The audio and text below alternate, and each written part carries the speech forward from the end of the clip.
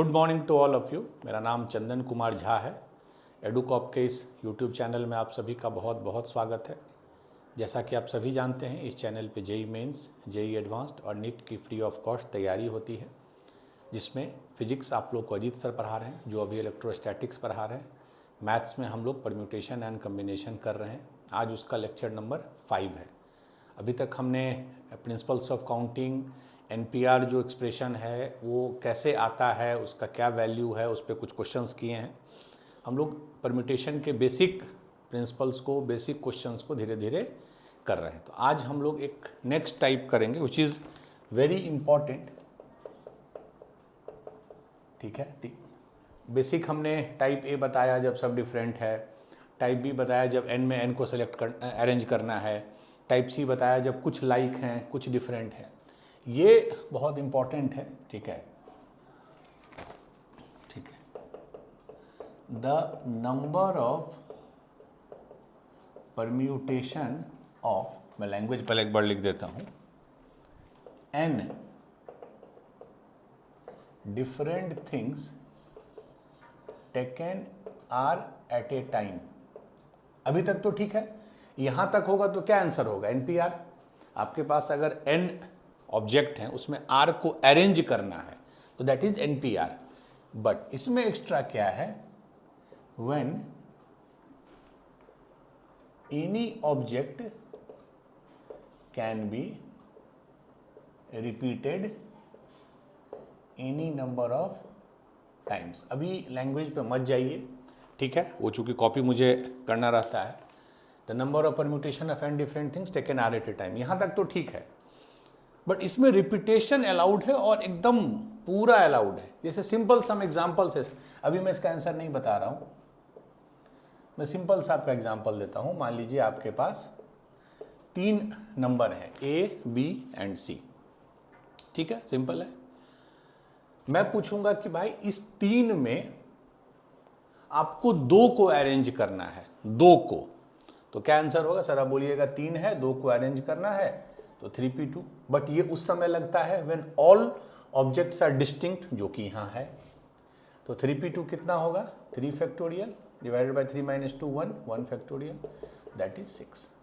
ठीक है, ये हमने बहुत बार किया। होगा क्या? 6 ab तो ba, एक अरेंजमेंट है, bc तो फिर इसका उल्टा cb, उसके बाद ab bc ca तो ac। यही 6 अरेंजमेंट होंगे, 1 2 3 4 5 6। ठीक है, ए बी तो उसका उल्टा B A, B C C B C A C, ये 6 होंगे। अभी तक हमने पढ़ा। अब मैं बोल रहा हूं नहीं, देखिए इसमें एक खास बात क्या है, इसमें किसी में भी रिपीटेशन नहीं है। मतलब ए एक बार है, बी एक बार है, कोई भी चीज 2 बार या 3 बार या 4 बार नहीं है। किसी भी ऑब्जेक्ट का रिपीटेशन नहीं हो रहा है, तभी यह फॉर्मूला लगता है nPr, all object are distinct and there is no repetition. ठीक है, अब चलिए सेम क्वेश्चन को मैं बोलूंगा कि ए बी सी, हमको 2 ऑब्जेक्ट, इसमें से कोई 2 को अरेंज करना है, बट रिपीटेशन अलाउड है। मतलब ए जितना बार चाहे हो सकता है, बी जितना बार चाहे हो सकता है, सी जितना बार चाहे हो सकता है। तो ये 6 तो होगा ही, ए बी बी सी सी ए, फिर ए बी का उल्टा बी ए, बी सी का सी बी एंड सी ए का ए सी। ये 6 तो होगा ही ना, ये 6 है, ये 6, ये तो रहेगा ही, इसमें रिपीटेशन नहीं है। ये थोड़ी बोल रहा है कि रिपीटेशन होगा ही होगा। रिपीटेशन इज अलाउड, रिपीटेशन हो सकता है। इसके अलावा और क्या होगा? ये 6 तो होगा, और क्या होगा? अब अभी तक तो कोई रिपीटेशन नहीं लिया हमने, अब हम रिपीटेशन लेंगे। मान लीजिए ए का रिपीटेशन कितनी बार? क्योंकि 2 ही ऑब्जेक्ट सेलेक्ट करना है, ये अरेंज करना है, ओनली 2।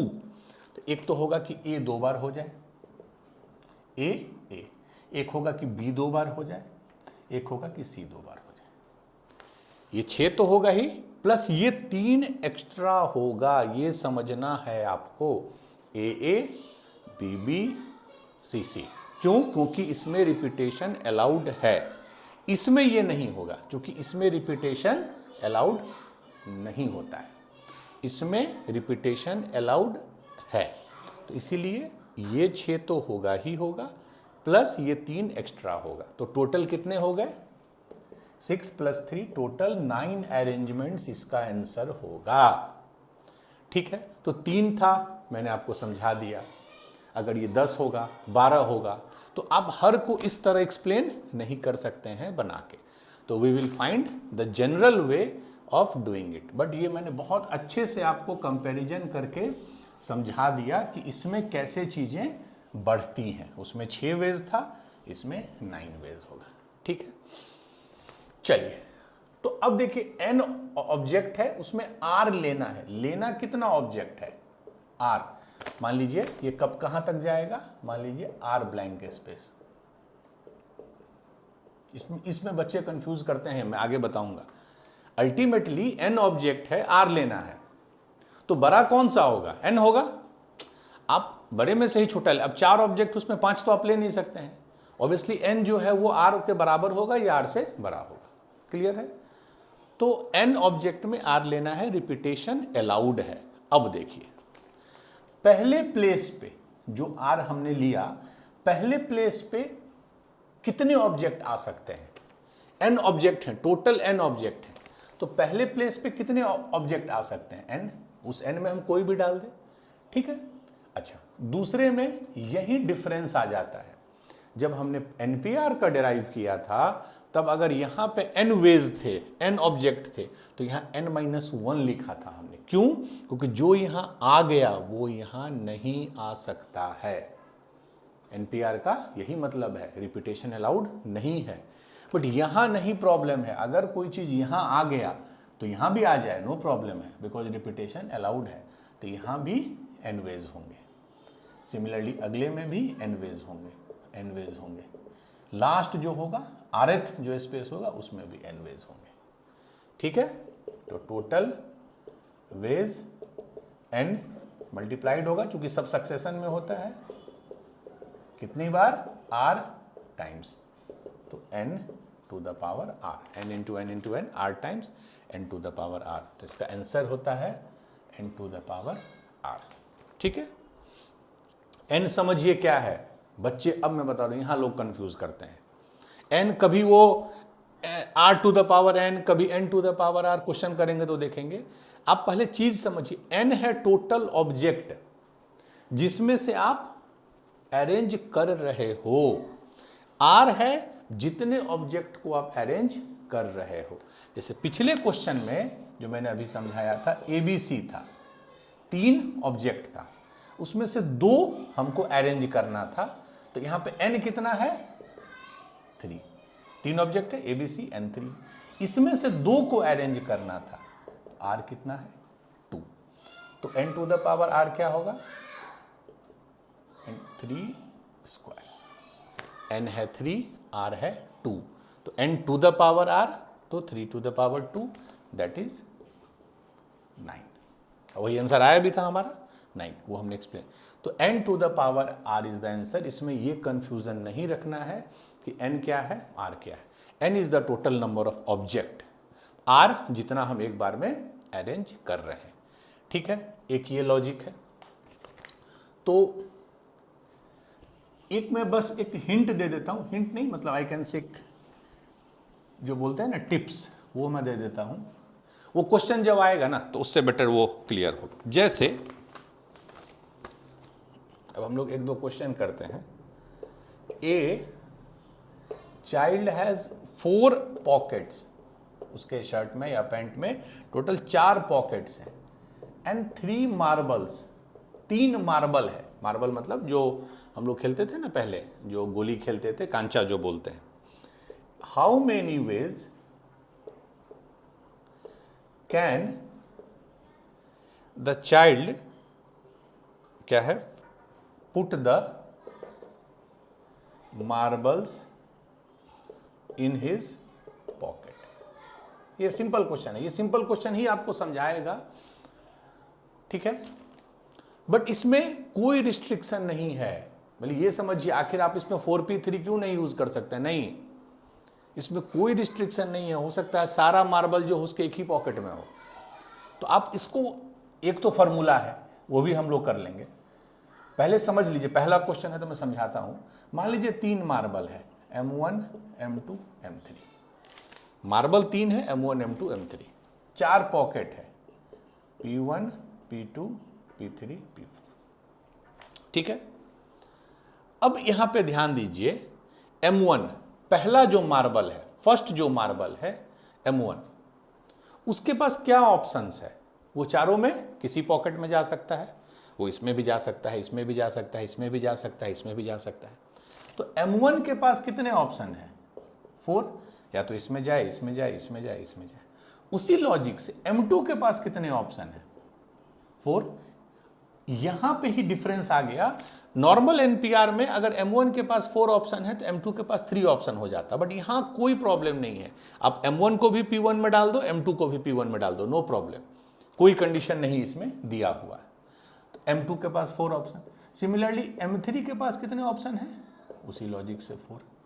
तो टोटल वेज क्या होगा? 4 into 4 into 4, that is 4 into 4 into 4, that is 4 to the power 3, that is 64। ये आंसर हो गया। तो एक तो आप समझिए कैसे आता है, नंबर 1। नंबर 2, अगर आप डायरेक्ट फार्मूला यूज करना चाहें, अगर इसमें आप डायरेक्ट फार्मूला यूज करना चाहें तो इसमें दिक्कत क्या होती है? फार्मूला यूज करने में बच्चे यही कंफ्यूज कर जाते हैं, सर N4 लूं या N3 लूं। ये थोड़ा एक बच्चे को कंफ्यूजन रहता है कि मैं N4 लूं कि N3 लूं। ठीक है।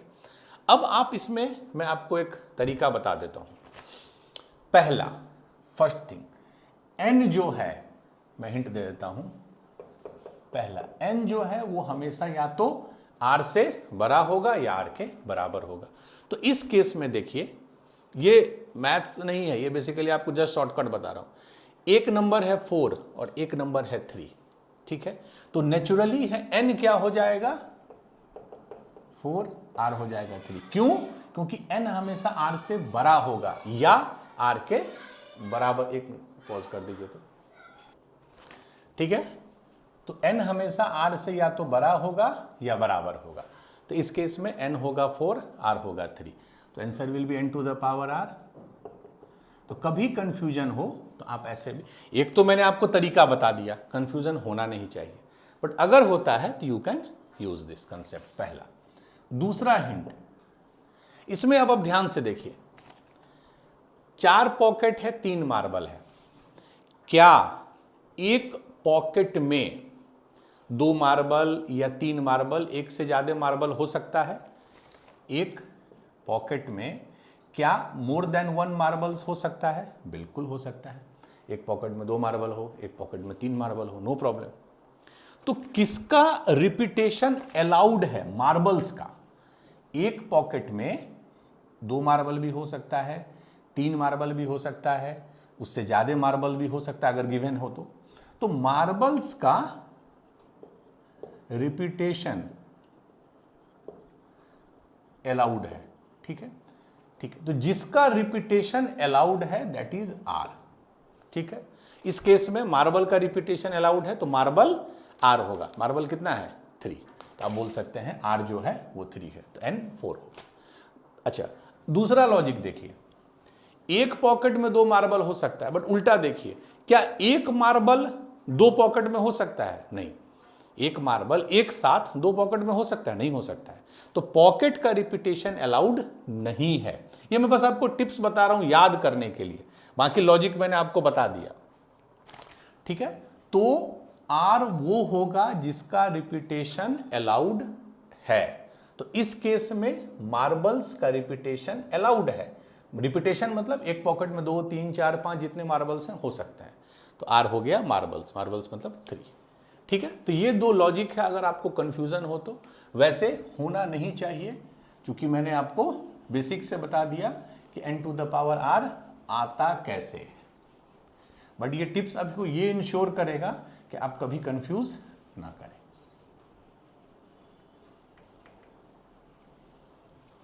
चलिए, अब हम लोग जैसे पहले क्वेश्चन में इतने टाइम लिए, अब नहीं लेंगे, we will do it fast. चलिए, second question,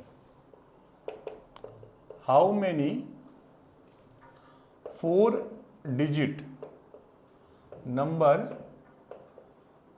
can be formed by using the digit 1 2 3 4 5 6 5 6 7 1 2 3 4 5 6 7 if, अब यहां से कंडीशन देखिए, एटलीस्ट क्या है, 1 डिजिट इज रिपीटेड,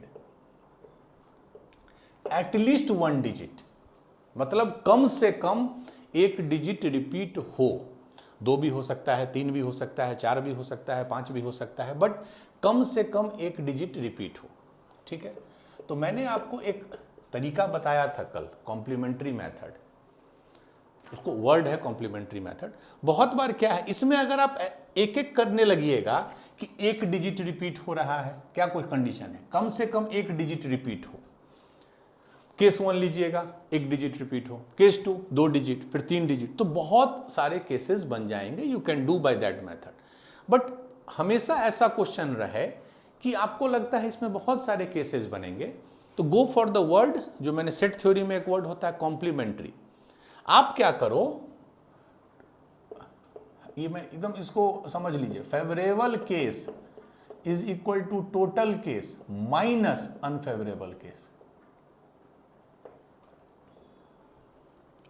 अगर किसी क्लास में 40 बच्चे हैं, मैं एग्जांपल दे रहा हूं, 40 बच्चे हैं, उसमें 10 बच्चे जो हैं वो शैतान हैं, बदमाश हैं, नॉटी हैं। क्वेश्चन पूछेगा कितने बच्चे शैतान नहीं हैं, तो एक अप्रोच ये है कि टोटल बच्चे माइनस जो शैतान है वो 30 हो गया, वो शैतान नहीं है। उसी लॉजिक से बहुत बार total cases minus unfavourable cases करने से you get the favourable case, मतलब जो आपको चाहिए। ठीक है, तो इस केस में देखिए आपको क्या चाहिए, एटलीस्ट 1 डिजिट इज रिपीटेड, कम से कम एक डिजिट रिपीटेड हो। दिक्कत क्या होगी, वैसे बहुत केस बनेंगे, तो इसको हम ऐसे भी कर सकते हैं, टोटल केस माइनस केस जब एक भी डिजिट रिपीटेड नहीं हो।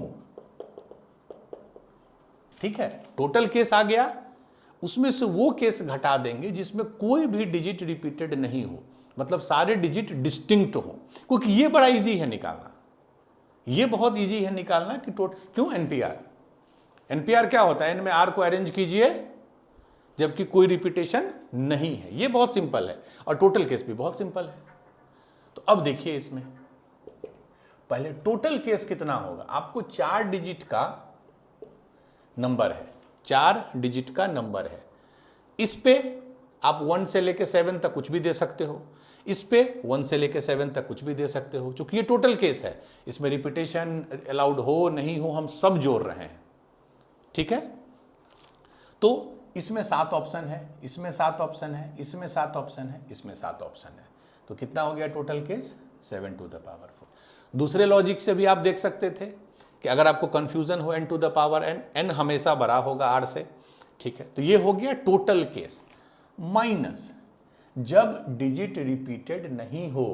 2-3 क्लास से हम लोग यही पढ़ रहे हैं, 7 डिजिट है, 4 डिजिट को अरेंज करना है जब कोई रिपीटेशन नहीं हो, तो that will be 7p4। So this will be your answer. अब इसको आप सिंप्लीफाई कीजिए, 7 to the power 4, 7 into 7 into 7 into 7 and 7p4, this will be your answer. इसी क्वेश्चन के माध्यम से मैं आपको यह भी समझा दूं कि इसमें और इसमें डिफरेंस समझिए। ये एनपीआर उस समय यूज होता है when there is no repetition, कोई भी चीज दोबारा नहीं होगा, और ये उस समय यूज होता है जब रिपीटेशन अलाउड है। तो हमने क्या किया, टोटल केस ले लिया, उसमें वो केस घटा दिया जब कोई भी डिजिट रिपीटेड नहीं है, तो अब वो आ जाएगा हमारा नंबर, जो फाइनल आंसर आ गया, जिसमें कोई ना कोई एक डिजिट कम से कम रिपीटेड है। ठीक है, चलिए we will do one more question and then we will move. तो ये n to the power r वाला बहुत इंपॉर्टेंट है। चलिए, in how many ways can 4 prize be distributed among 5 students. ठीक है, इफ, अब कंडीशन इसमें एक दे दिया, if no student get all the prize, ये एक्स्ट्रा कंडीशन है, ठीक है। अब देखिए प्राइज आपके पास 4 है, मान लीजिए मैं ऐसे लिख रहा हूं, स्टूडेंट क्या है 5 है, S1 S2 S3 S4 S5, ठीक है। अब मैं इसको एक्सप्लेन करके नहीं बताऊंगा क्योंकि ऑलरेडी मैंने 2 क्वेश्चन में बता दिया है, इट्स टाइम टेकिंग। अब simply we will use the formula n to the power r। पहला हिंट, n हमेशा r से बड़ा होगा या बराबर होगा, तो इसमें ये 5 है ये 4 है, तो नेचुरल है ये 5 होगा n, तो सॉरी 5 टू द पावर 4, ये टोटल नंबर ऑफ वेज होगा। दूसरा तरीका जो मैंने बताया आप देख लीजिए, क्या एक प्राइज 2 बच्चे को जा सकता है? नहीं। लेकिन क्या एक बच्चे को 2 प्राइज या 2 से ज्यादा प्राइज जा सकता है? बिल्कुल। तो प्राइज का रिपीटेशन अलाउड है, जिसका रिपीटेशन अलाउड है वो r होता है, ऊपर में होता है, तो ये r होगा 4, तो 5 टू द पावर 4।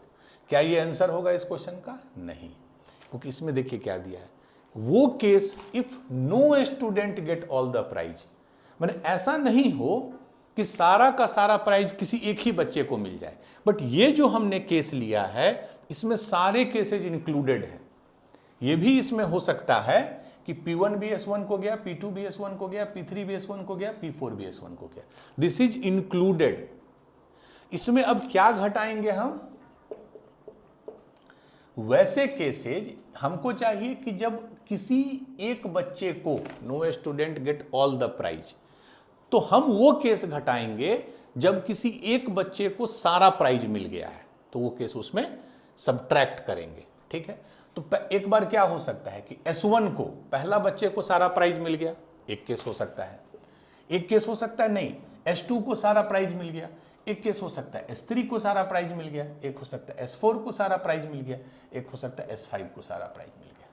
तो ये 5 केसेस जो हैं वो ऐसे होंगे जिसमें किसी एक ही बच्चे को सारा प्राइज मिल गया, ये हमको हटाना होगा इसमें।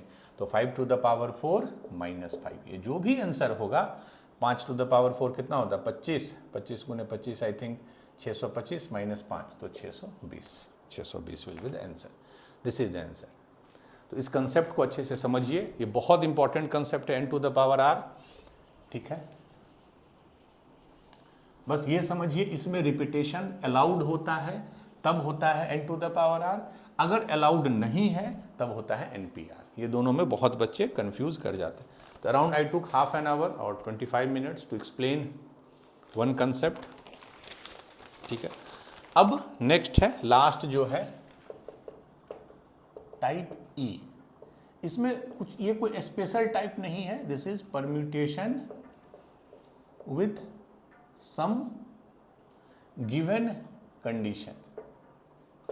सेम चीज है, कोई इसमें नया चीज मतलब नहीं है, परम्यूटेशन होगा बट कुछ कंडीशंस दिए रहेंगे, असब लॉजिक है, मतलब इसमें कोई ऐसा चीज नहीं है कि आपको लगेगा ये कैसे आ गया। जैसे पहला, ठीक है, मैं ठीक, बहुत बार क्या होगा, ठीक है, मैं लैंग्वेज लिखूंगा तो बहुत टाइम लग जाएगा। आपके पास n ऑब्जेक्ट है, ठीक है, n ऑब्जेक्ट है, उसमें r ऑब्जेक्ट को अरेंज करना है, ठीक है, n ऑब्जेक्ट है, r ऑब्जेक्ट को अरेंज करना है, आंसर इज npr। अभी तक हमने ये पढ़ा। इसका बोलना है नहीं, n ऑब्जेक्ट है, r ऑब्जेक्ट को अरेंज करना है। कंडीशन इसमें देखिए क्या है, व्हेन ए पार्टिकुलर ऑब्जेक्ट, कोई एक फिक्स्ड ऑब्जेक्ट है, इज ऑलवेज इंक्लूडेड। जैसे आपके पास 3 ऑब्जेक्ट है ABC, मैं बोलूंगा कि इसमें से 2 को अरेंज कीजिए, आप खट से बोल दीजिएगा 3p2, 3p2 कितना होगा 3 फैक्टोरियल, 3 - 2 1 फैक्टोरियल 6 वेज, वही होता है, ठीक है 6। बट नहीं, इसमें क्या बोलेगा कि नहीं 3 ऑब्जेक्ट है, 2 को अरेंज करना है, बट कोई पार्टिकुलर ऑब्जेक्ट है वो हमेशा होगा ही होगा। जैसे इसी क्वेश्चन में बोल देगा व्हेन B, ये जो B है is always included, when B is always included, ठीक है। तो ये तो 6 हो गया, लेकिन अब बोल रहा नहीं, हमको वैसा ही अरेंजमेंट चाहिए जिसमें B हो ही हमेशा, ठीक है, मतलब AC आप नहीं ले सकते हो, CA आप नहीं ले सकते हो, इस टाइप से, ठीक है। तो इसका लॉजिक देखिए क्या है, n ऑब्जेक्ट है, ठीक है, मान लीजिए मैं ऐसे लिख दे रहा हूँ A1, A2, A3, AN। पहला क्वेश्चन है इसलिए थोड़ा समझा रहा हूँ, उसमें से हमको R चुनना है। ठीक है, मान लीजिए A1, A2, A3, AR example के। एक ऑब्जेक्ट हमेशा रहेगा, मतलब मेरा बोलना है कि कोई भी एक, मान लीजिए A1, कि A1 हर अरेंजमेंट में होगा ही होगा। तो अब आपके पास ऑप्शन क्या बचा A2 से AN, क्योंकि A1 तो है ही, वो आपके पास चॉइस नहीं है। A2 से AN मतलब अब आपके पास कितने ऑब्जेक्ट्स बचे, n-1 A2 से AN, और इसमें आपको कितने अरेंज करने हैं, R-1। क्यों R-1? क्योंकि A1 तो है ही, A1 को तो हटा दीजिए आप, वो तो हमेशा रहेगा ही रहेगा।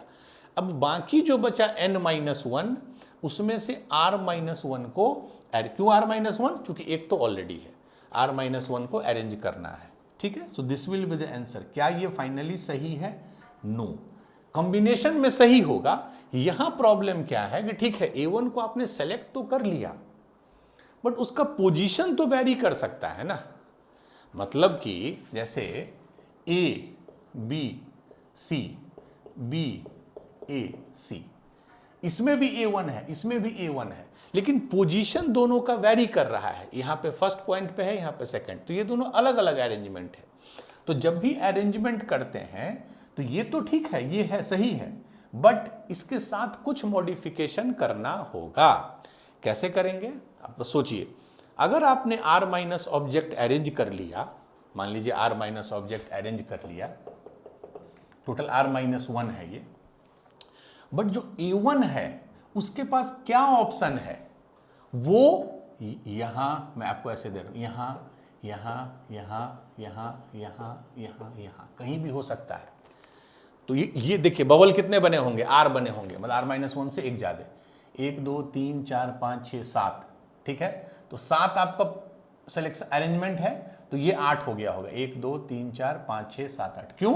क्योंकि स्टार्टिंग भी इससे कर रहे हैं, एंड भी इससे कर रहे हैं। तो कहने का मतलब है कि जब भी R-1 को आपने अरेंज किया, तो जो फिक्स्ड ऑब्जेक्ट है A1, it has now R choices, कि मैं यहां रहूं, यहां रहूं, यहां रहूं। तो अरेंजमेंट में position matters, that is the reason final answer will be n-1 P R-1 into R। यही फाइनल आपका आंसर हो जाएगा। क्यों आया इंटू R? क्योंकि अब जो आपने फिक्स कर दिया A1, इसके पास R चॉइसेस हैं, मैं यहां रहूं या यहां रहूं या यहां रहूं या यहां रहूं, इस तरह करके। तो final answer will be n-1 P R-1। ये तो होगा ही होगा बाकी के लिए, और A1 के लिए मेरे पास R ऑप्शन है। ठीक है, मैं अब वही बता रहा हूं, जो भी विथ कंडीशन है, कोई नया चीज नहीं है, just you have to use the logic. जो अलग अलग था केसेस, वो मैंने आपको सारे बता दिए। चलिए, पहला हो गया। ठीक, केस, इसमें दूसरा केस क्या है, n ऑब्जेक्ट है, ऑल आर डिफरेंट, वही बात हो रही है अभी। उसमें आपको R ऑब्जेक्ट को अरेंज करना है। ठीक है, बट इसमें क्या कंडीशन है, when a fixed object, fixed object कहने का मतलब होता है एक particular object is never included. पहले वाले में क्या था, A1 होगा ही होगा, इसमें है कि नहीं उल्टा, A1 हो ही नहीं सकता है। तो इसमें तो कुछ करना ही नहीं है। मान लीजिए आपके पास n ऑब्जेक्ट है, मैं यहीं से समझा रहा हूं, AN, उसमें हमको AR अरेंज करना है। अब कोई फिक्स्ड ऑब्जेक्ट, अगेन मान लीजिए A1, वो दिया रहेगा क्वेश्चन में, A1 हो ही नहीं सकता है। ठीक है, तब तो कुछ है ही नहीं, A1 को हटा दीजिए ना, मतलब n में A1 होगा ही नहीं, तो मेरे पास कितने ऑब्जेक्ट बचे, n-1, क्योंकि A1 को हम रख नहीं सकते। तो n-1 में कितने ऑब्जेक्ट चुनने हैं, चुनने आ रहे हैं, क्वेश्चन में यही दिया है ना कि आपको 10 ऑब्जेक्ट है, उसमें 4 चुनना है, जिसमें कोई खास ऑब्जेक्ट नहीं रहे।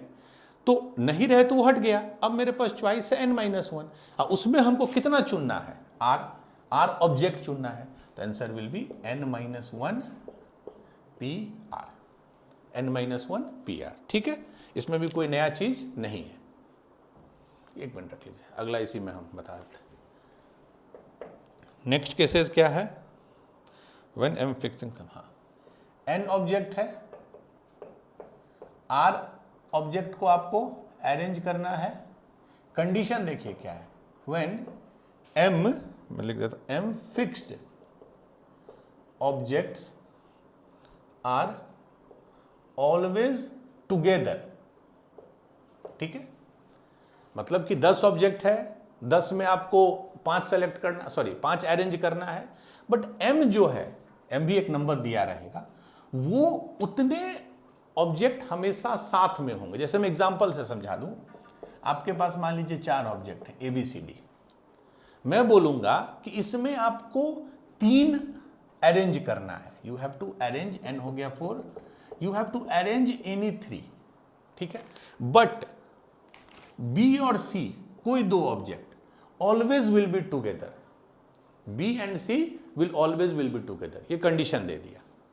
तो ऐसे, खैर इसको हम लोग ना थोड़ा और इलेबोरेट में पढ़ेंगे 3-4 लेक्चर बाद। Family will study bundle method and gap method, 2 बहुत इंपॉर्टेंट मेथड है। गैप मेथड मतलब 2 स्पेस के बीच में कैसे किसी को इंसर्ट करना है, और बंडल मेथड यही होता है कि हम लोग जो चीज़ टुगेदर है, बोल दिया आपको कि ये दोनों ऑब्जेक्ट टुगेदर है, तो मैं इसको एक ही ऑब्जेक्ट मान लूंगा। तो इफेक्टिवली मैं क्या करूंगा कि B और C को I will treat it as a single object. क्यों? दोनों हमेशा साथ रहेगा, दोनों हमेशा साथ रहेगा। तो B और C जो है उसको मैं एक ऑब्जेक्ट मान लूंगा, that is called bundle method, हम लोग पढ़ेंगे आगे। अब इसमें देखिए टोटल n ऑब्जेक्ट है, ठीक है, n। आपको इसमें r ऑब्जेक्ट को अरेंज करना है, ठीक है।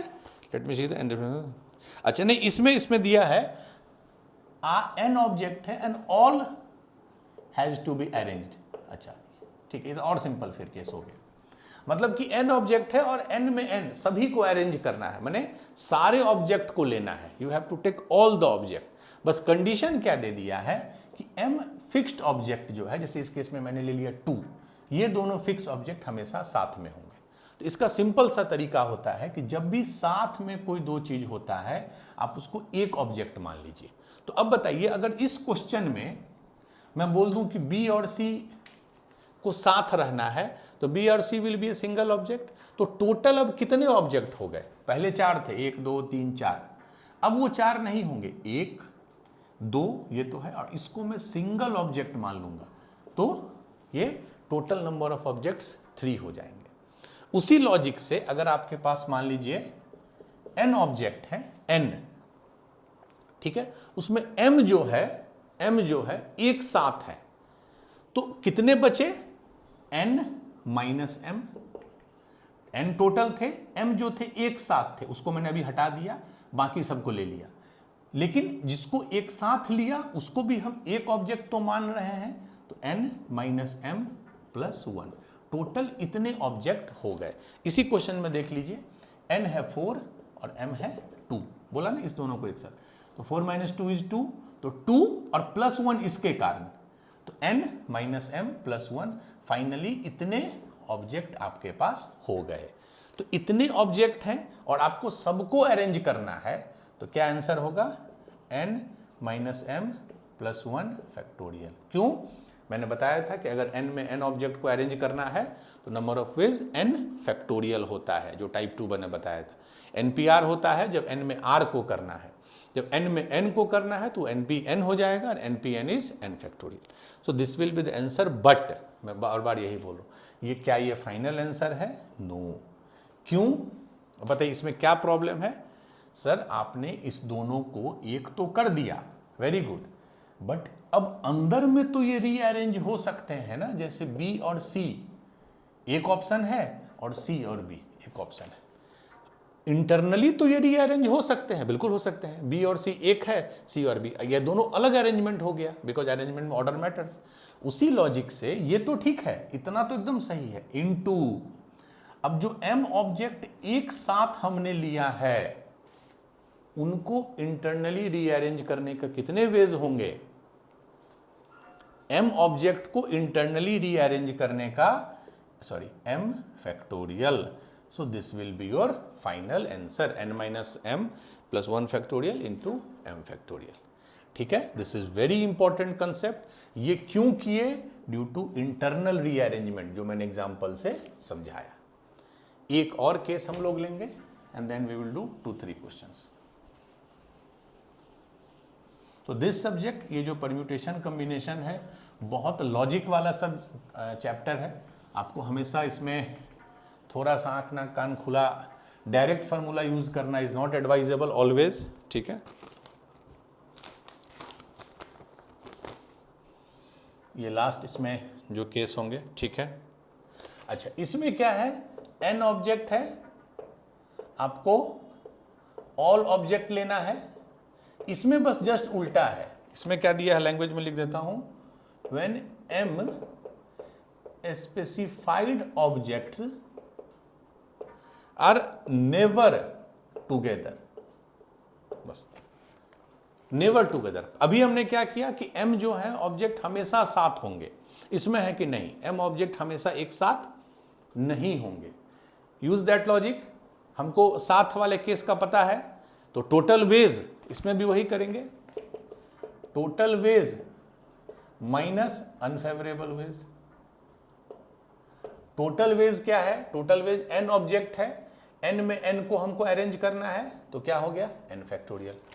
एन ऑब्जेक्ट है, एन में एन को अरेंज करना है, it is N factorial. Minus unfavourable ways, इसमें दे दिया नेवर टुगेदर, तो इसका उल्टा क्या हो गया, always together. And always together का भी हमने पढ़ा, क्या था, दिस वाज, ठीक है, एन फैक्टोरियल माइनस ये हो गया। क्लियर है?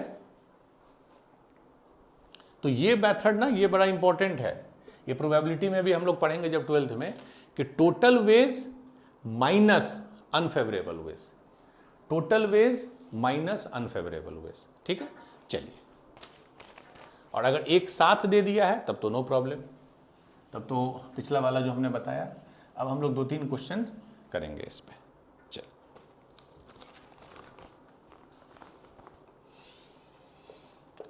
ठीक है। हाउ मेनी परम्यूटेशन, एक वर्ड है, मैं लैंग्वेज नहीं लिख रहा हूँ, unnecessary it will take time. एक वर्ड है ट्रायंगल, TRIANGLE, ठीक है। इसके सारे डिफरेंट हैं, क्योंकि ये हमेशा देख लिया कीजिए, आई थिंक TRIANG, इसमें सारे डिफरेंट हैं, ठीक है। हमने बताया था जब कुछ लाइक हो कुछ अलग हो तब कैसे करते हैं। इसमें क्या दिया है, कितने तरह के अरेंजमेंट हो सकते हैं।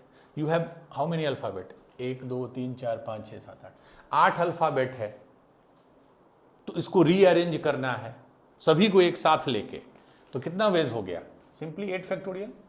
एन ऑब्जेक्ट सभी को एक साथ लेके जब अरेंजमेंट करते हैं तो एन फैक्टोरियल।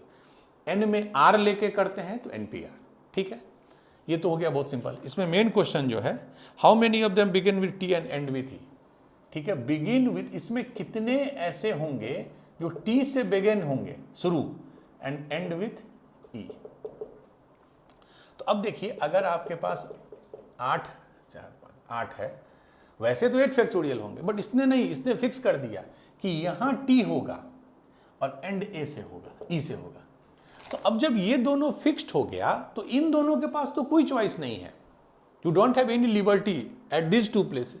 अब बचे कितने जगह, 6, 1 2 3 4 5 6, और अल्फाबेट कितने बचे, 6, क्योंकि 2 तो यूज कर लिए हमने। 6 अल्फाबेट 6 प्लेसेस, तो कितना हो जाएगा आंसर, 6 फैक्टोरियल, ठीक है। क्यों 6 फैक्टोरियल, क्योंकि पहला और लास्ट वाले को उन्होंने फिक्स कर दिया, तो now we don't have choice, ठीक है। जैसे एक और क्वेश्चन है, वर्ड है इंश्योरेंस, INSURANCE। जब भी एग्जाम में आए ना, तो एक बार वर्ड देख लीजिए, हो सकता है क्योंकि इंग्लिश का सब्जेक्ट नहीं है, आपका इंश्योरेंस का जो स्पेलिंग है इसने कुछ और लिख दिया हो, तो we have to go as per the question. INSURANCE be added so that vowels are never separate, vowels are never separate, ये कंडीशन है। सब अब कंडीशनल ही पूछता है एग्जाम में, वोवेल्स आर नेवर सेपरेट, मतलब इसका कहने का है vowels are always together. Vowels separate नहीं है, मतलब जितने भी वोवेल्स हैं वो सारे एक साथ होंगे। इसमें वोवेल्स हैं कौन कौन सा, वोवेल्स देखिए, वी से लिख रहा हूं मैं, आई क्या होता है vowel? A E I O you, तो आई है यहाँ, फिर एन नहीं, एस नहीं, फिर यू है, फिर आर नहीं, फिर ए है, फिर एन नहीं, सी नहीं, ई, फिर ई है। ठीक है, ये चारों वोवेल हैं I think, I U A ई। ठीक है, उसके बाद क्या बोलते हैं दूसरे? कॉन्सोनेंट। वो क्या क्या है? एन एस आर, फिर एन, फिर सी, यही ना है? तो टोटल है 4, 2, 6, 3, 9, तो 4, 5, 9। ठीक, ये चारों वोवेल हैं, ये पांचों कॉन्सोनेंट है। बट ये ध्यान रखिएगा कॉन्सोनेंट में 2 सेम है तो 2 फैक्टोरियल से डिवाइड करेंगे जब भी कॉन्सोनेंट का करेंगे। अब देखिए, इसका बोलना है कि vowels are never separate, means vowels are always together. तो ये जो चारों हैं ये हमेशा एक साथ होंगे। तो क्या करते हैं? वही बंडल मेथड, ये चारों को हम एक ऑब्जेक्ट मान लेते हैं, सिंगल ऑब्जेक्ट। ठीक है, तो टोटल अब अल्फाबेट कितने हो गए मेरे पास? 1 2 3 4 5। वो कॉन्सोनेंट पे कोई कंडीशन नहीं, 1 2 3 4 5, और एक ये, इसको मैं ऐसे लिख देता हूं आई यू ए ई। तो टोटल कितने हो गए? 1 2 3 4 5 6, उसको एक मान लेते हैं। तो टोटल मेरे पास हो गए 6, तो 6 हो गया 6 फैक्टोरियल। बट n 2 बार है, ठीक है, तो जितनी बार भी रिपीट होता है उससे डिवाइड कर देंगे। So this will be number of arrangement. But अब फिर क्या करेंगे? इसको इंटरनली भी तो आप अरेंज कीजिएगा। ठीक है, साथ है आई यू ए ई है, कभी आई ए यू होगा, तो आपस में ये कितने वेज में रीअरेंज होंगे? 4 अल्फाबेट हैं और चारों अलग अलग हैं, तो इट विल बी 4 फैक्टोरियल। तो answer will B 6 factorial by 2 factorial into 4 factorial. Value आप निकालिए, आपको निकालने अच्छे से आता है। This will be your final answer. ठीक है, चलिए, जब हम लोग बंडल मेथड और गैप मेथड पढ़ेंगे, एक पूरा क्लास ही, एक लेक्चर ही मैं लूंगा बंडल मेथड पे और एक गैप मेथड पे, and they are very important. ठीक है, अभी तो हम लोग यूज कर रहे हैं, अभी ही कर रहे हैं, but we will do one more question. चलिए, वर्ड है पाटलिपुत्र, तो P A T A L I P A T A L I P U T R A P A T A L I P U T R A, Pataliputra एक word है।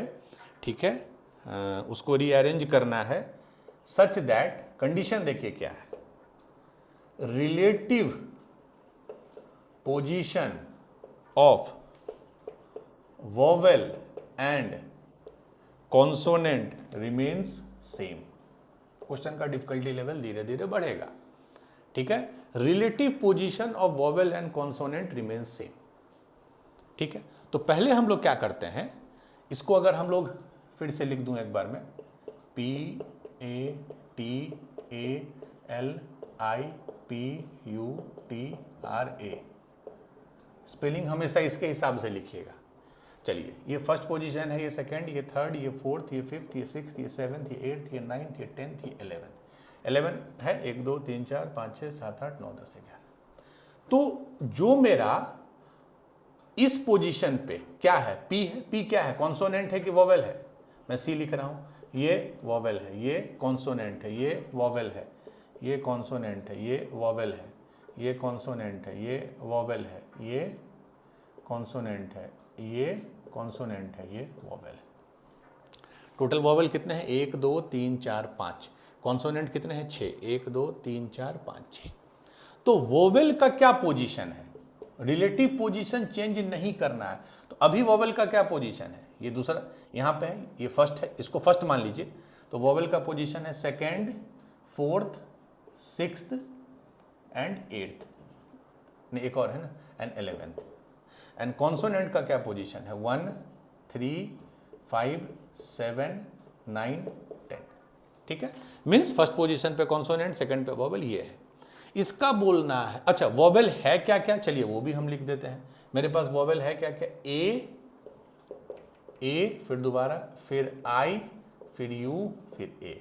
और consonant क्या है? मैं समझा के अच्छे से बना रहा हूं, P T L P T R, ठीक है।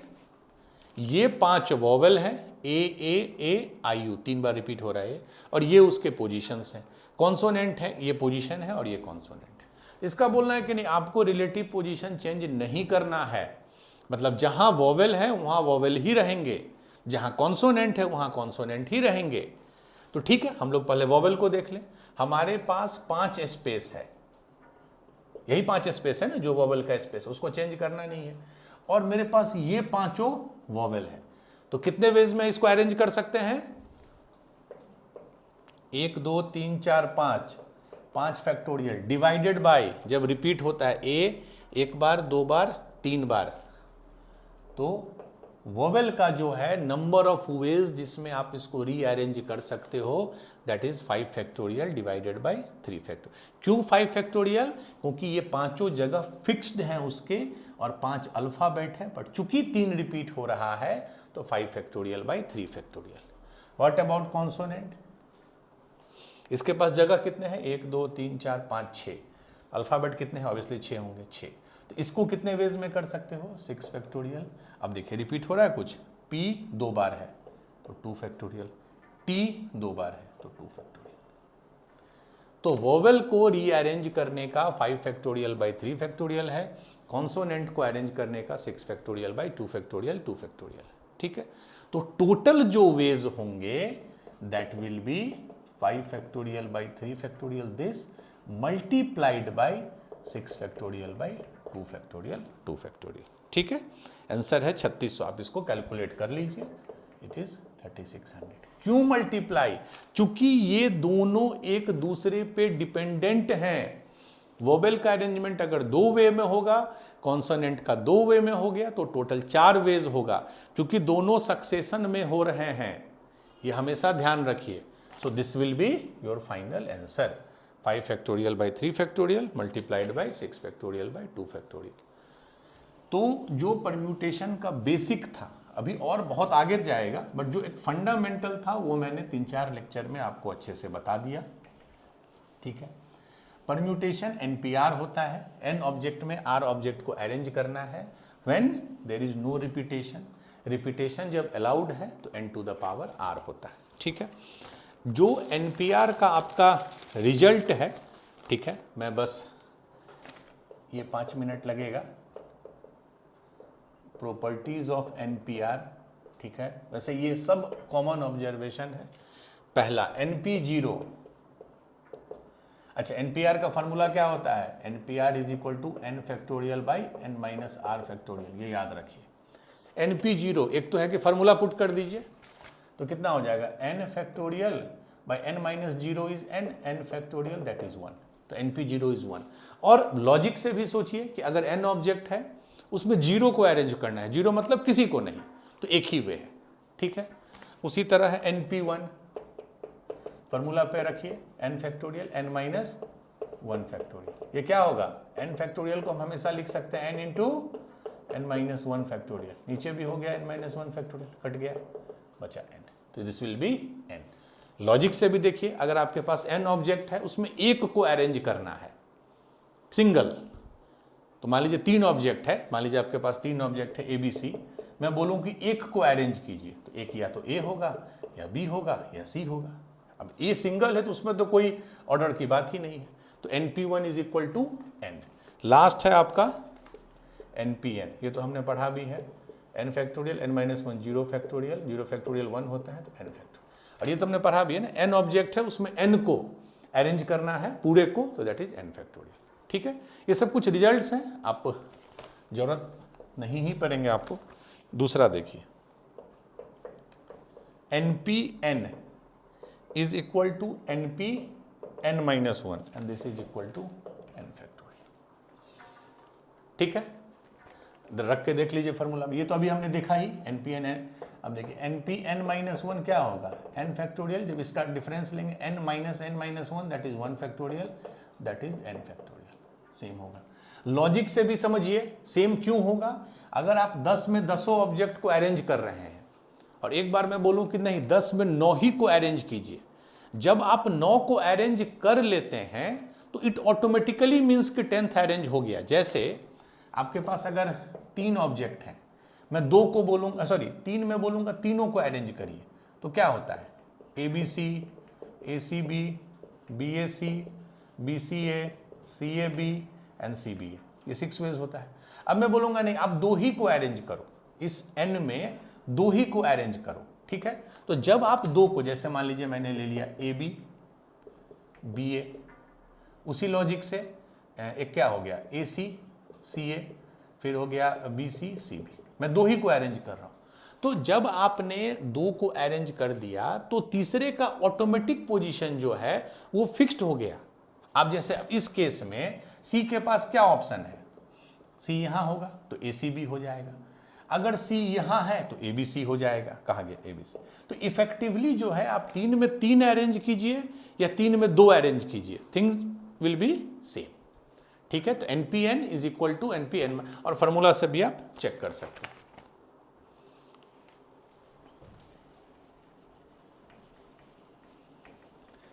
एक तो है आपके पास रामबाण के, आप फॉर्मूला से चेक कीजिए, और दूसरा उसको लॉजिक से भी अगर आप समझना चाहें तो आप समझ सकते हैं। चलिए, जैसे तीसरा है NPR is equal to N multiplied by N minus 1 PR minus 1, ठीक है? ये देखिए N factorial by N minus R factorial, इसको देखिए N है ना, हाँ N बाहर है। अब देखिए इसमें लगाइए फॉर्मूला, जब इसमें इसको सब्ट्रैक्ट करेंगे, इसमें इसको, तो N minus 1 minus R minus 1, 1 1 हट गया, ये पूरा वही हो जाएगा। अब देखिए N multiplied by N minus 1 factorial, this is nothing but N factorial divided by this, तो दोनों सेम हो गया, ठीक है? आप उसको फॉर्मूला से भी समझ सकते हैं। लास्ट है D, NPR divided by NPR minus 1 is equal to N minus R plus 1, this is the last. NPR का क्या फॉर्मूला होगा? ये होता है, अब ये नीचे में है तो ऊपर में हो जाएगा N minus R minus 1 factorial, this minus this, और फिर यहाँ N फैक्टोरियल, ये दोनों कैंसिल हो गया, तो क्या N minus R plus 1 factorial बटा N माइनस R फैक्टोरियल। अब देखिए ये N माइनस R प्लस 1 का फैक्टोरियल है, इसको हम ऐसे भी लिख सकते हैं, वो नंबर मल्टीप्लाइड बाई इसके जस्ट एक होता है ना, 10 फैक्टोरियल को हम क्या लिखते हैं, 10 इंटू 9 फैक्टोरियल, तो दिस इंटू इससे एक कम, ये दोनों कैंसिल हो गया, तो बचा। कुछ भी याद नहीं करना है, I am not the person who advocate, दिक्कत याद करने में एक ही है कि जब एक्चुअल एग्जाम में आप जाइएगा तो आप भूल जाइएगा, बस यही प्रॉब्लम है याद कर। But if you know the concept, if you know the logic, तब आप नहीं भूलिएगा। हाँ, अगर आपको लगता है कि नहीं, you are very good in memorising, तो आप कर सकते हैं, बाकी जरूरत नहीं है। 2 सेकंड ज़्यादा लगेगा but you will be full proof कि आपका सही बना है। कंसेप्ट समझिए, NPR होता क्या है, N to the power R कब आता है, N फैक्टोरियल कब आता है, ठीक है? तो अब अगले 2-3 क्लास में हम लोग इसी तरह, अभी हमने परम्यूटेशन किया, अगले 2-3 क्लास में हम लोग कॉम्बिनेशन के बेसिक्स पहले करेंगे, क्या होता है कॉम्बिनेशन, बेसिक केसेस क्या है, then we will start doing जिस तरह के क्वेश्चंस आते हैं जेईई मेंस, जेईई एडवांस्ड में, जब मिक्स्ड होता है कुछ परम्यूटेशन कुछ कॉम्बिनेशन। तो अच्छे से इसको रिवाइज कीजिए, do more and more question, do more and more practice. All the best, thank you.